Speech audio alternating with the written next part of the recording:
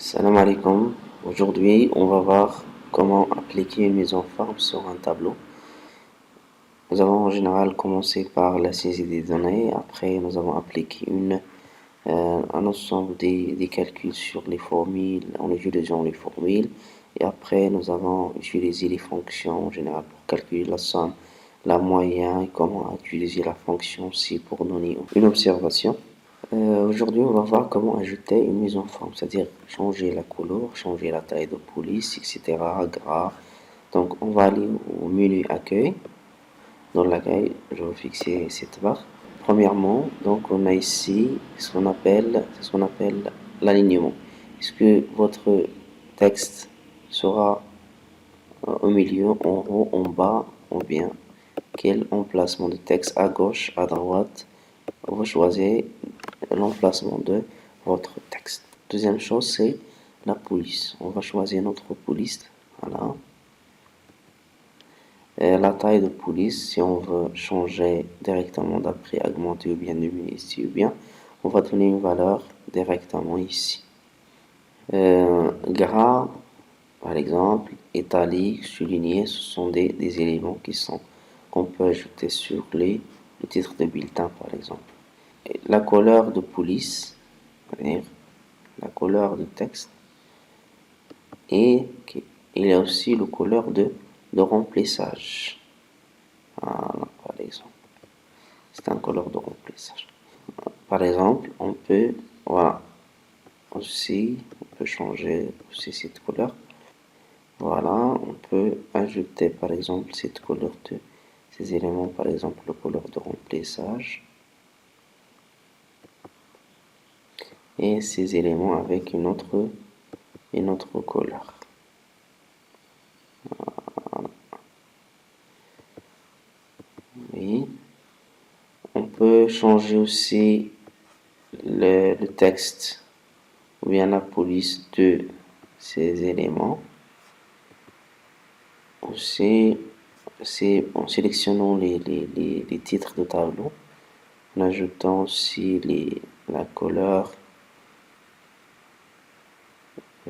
Voilà, ajouter une couleur, la couleur de remplissage. Changer la taille un petit peu, changer la police. La même chose pour les matières. Voilà, oui. On va mettre cette couleur. On peut changer chaque élément en général avec une couleur différente. Comme ça.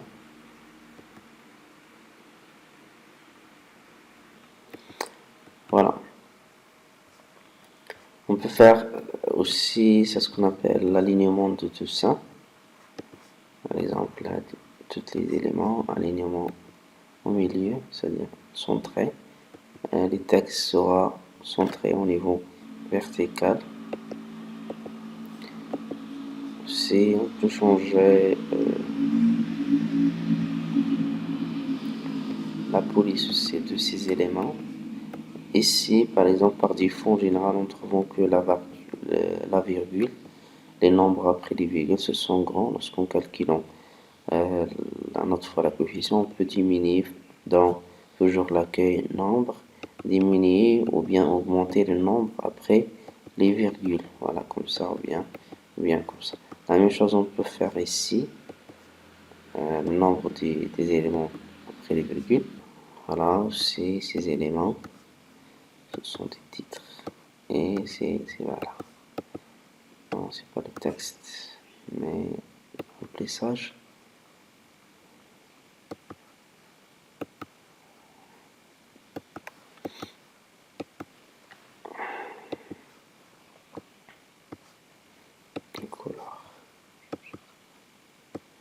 Voilà.